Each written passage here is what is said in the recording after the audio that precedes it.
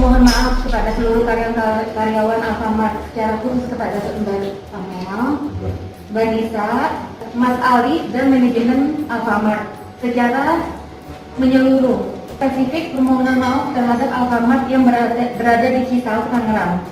Saya dengan ini mengakui bahwa ibu saya telah melakukan pencurian 3 buah coklat dan 2 buah shampoo. Telah melakukan pengancaman terhadap saudari Amelia. Saya mohon maaf dengan sangat kepada saudari Amelia dan keluarga. Nyesel kan? Langsung lemas saat gandeng Hotman Paris, mamak pencuri coklat Alfamart nangis histeris, ditulis dari berbagai sumber. Sebelum kita lanjut, jangan lupa subscribe dan nyalakan loncengnya agar Anda menjadi yang pertama mendapatkan informasi dari jurnal terupdate. Ternyata tukang tilep yang ada di Alfamart pernah juga tilep di tempat lain loh. Orang punya uang belum tentu punya otak. Orang memiliki kemampuan dalam membeli mobil Mercedes-Benz juga belum tentu memiliki kemampuan dalam menahan dirinya untuk mengambil coklat. Apa yang menjadi motivasi dari orang ini juga sepertinya tidak bisa kita pahami bersama-sama. Karena menurut kuasa hukum dari emak-emak yang viral direkam mengambil coklat, orang ini sama sekali tidak tahu dan tidak sadar bahwa coklat itu ada di tasnya. Tidak tahu apa yang dia sebelumnya kerjakan adalah indikasi dari orang yang memiliki gangguan jiwa. Tapi kalau segampang itu orang dianggap memiliki gangguan jiwa, semua proses hukum pasti akan selesai dan tidak punya jalan keluar sama sekali. Tindakan emak-emak yang viral itu adalah tindakan yang jelas-jelas kriminal. Verifikasi bagaimanapun juga tidak akan membuat emak-emak ini bebas dari hukum seharusnya. Karena kalau kita bicara tentang pelanggaran undang-undang internet dan transaksi elektronik, itu akan menjadi sebuah hal yang paling tidak mungkin dilakukan dan diaplikasikan dengan mudah. Pelanggaran harus memiliki unsur pidananya, alias harus ada bukti-bukti kuat yang memperlihatkan bahwa karyawati dari Alfamart itu melebih-lebihkan apa yang terjadi dan merusak nama baik. Tapi dari videonya sama sekali tidak ada indikasi kerusakan nama baik tersebut. Mendadak emak-emak yang insecure dari viralnya video di TikTok mendatangi Alfamart tersebut dan meminta klarifikasi sampai permohonan maaf dari karyawati yang merupakan orang yang harus kita bela sekarang ini. Dia sudah memvideokan aksi tersebut dan sudah benar apa yang dia lakukan untuk menjadikan barang bukti bahwa emak-emak itu melakukan tindakan tilep coklat. Seharusnya mungkin harus ada CCTV yang dicek dan di-download agar memperkuat bukti dari video viral dari karyawati tersebut. Saya yakin banget bahwa yang membuat emak-emak ini kalah adalah arogansi dan kesombongannya. Dia merasa punya uang dan bisa menekan orang yang tidak punya uang.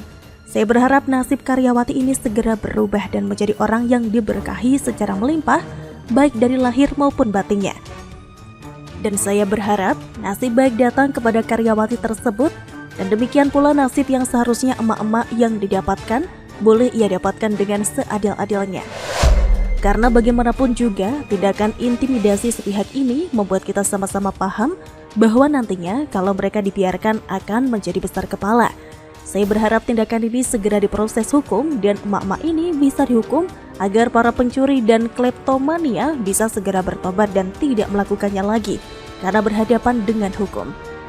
Saya bingung sampai-sampai nanti di Indonesia akan ada begal yang melaporkan korban yang membela diri dengan menjatuhkan motor begal nantinya. Saya bersyukur ada orang-orang seperti Hotman Paris yang mendukung aksi pelaporan balik dari karyawati tersebut kepada polisi atas dugaan pencemaran nama baik. Karena kalau ngomongin Hotman Paris, kita ngomongin tentang keadilan yang harus ditegakkan oleh penegak hukum dan pengacara. Sebagai informasi tambahan, Hotman Paris Hutapaya akhirnya resmi melaporkan seorang ibu pencuri coklat yang mensomasi pegawai Alfamart. Hotman Paris langsung yang membuat laporannya ke Polres Tangerang Selatan. AKBP Sarli Solu selaku Kapolres Tangerang Selatan mengatakan pihak Alfamart melalui kuasa hukumnya membuat laporan dugaan pencurian dan intimidasi. Tutur AKBP Sarli Solu. Ia pun berjanji akan segera menindaklanjuti laporan tersebut.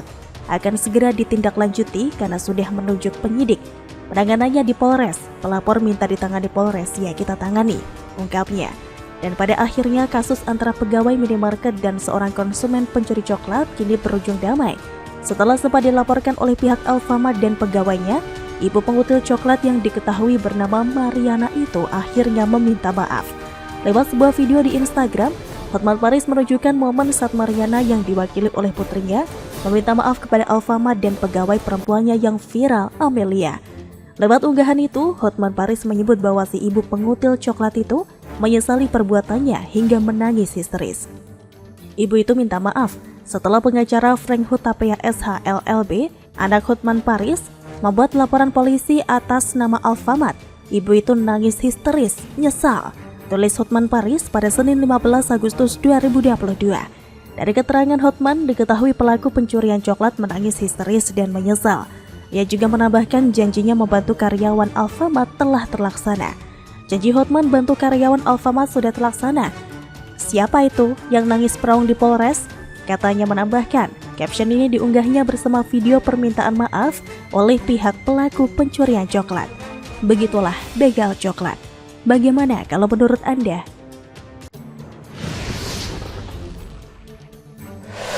Denny Sregar sebut ada yang mau boikot film Sayap-Sayap Patah. Emangnya kita takut? Mainkan ambiar bos, ditulis dari berbagai sumber.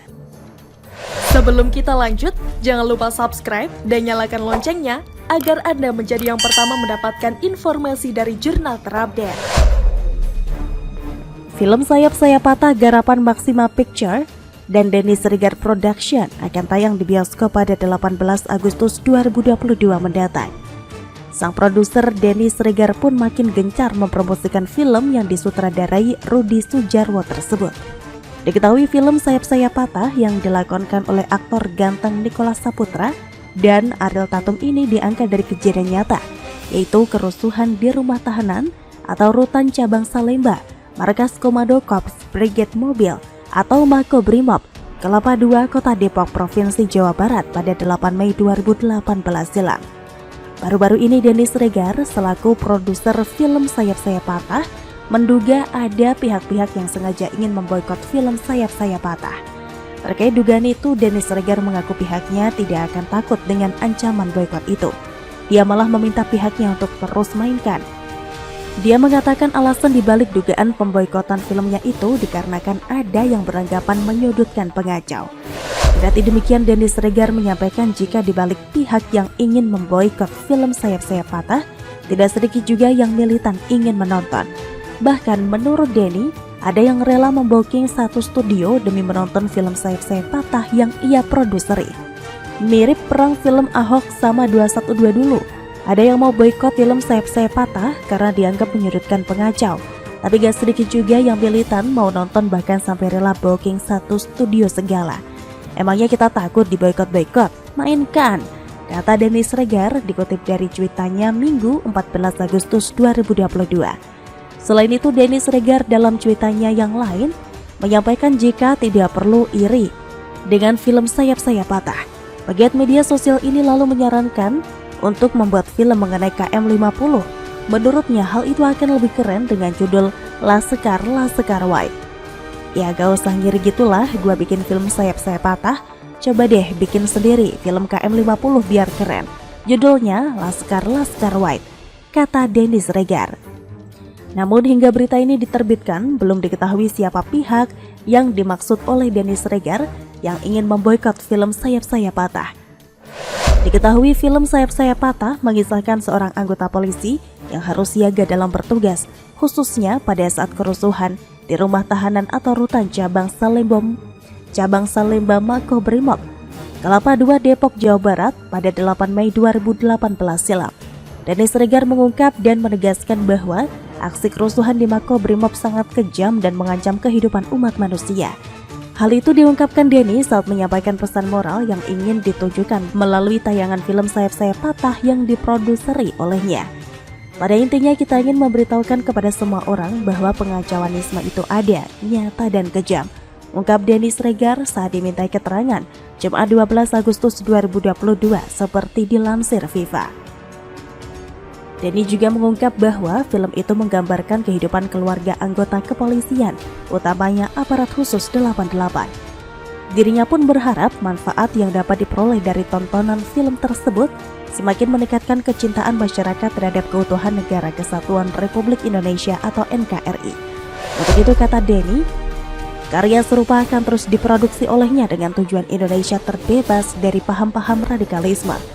Saya tidak hanya akan memproduksi satu ini, saya akan memproduksi banyak film yang lain, jelasnya. Melalui film yang diangkat dari kejadian nyata itu, Denny akhirnya mengajak publik agar bersama-sama melawan dan terus meningkatkan kewaspadaan terhadap paham serta gerakan intoleransi, radikalisme, dan ekstremisme. Saya ingin semua orang itu melawan pengacau dan tidak menerima mereka sebagai bagian daripada NKRI, tegasnya. Yang saya bicarakan itu adalah pemikirannya, bukan orangnya. Orangnya kalau dia mau kembali kepada NKRI berarti kita rangkul kembali. Tapi pemikiran yang kita tolak jauh-jauh, tutup Denny Siregar. Bagaimana menurut Anda?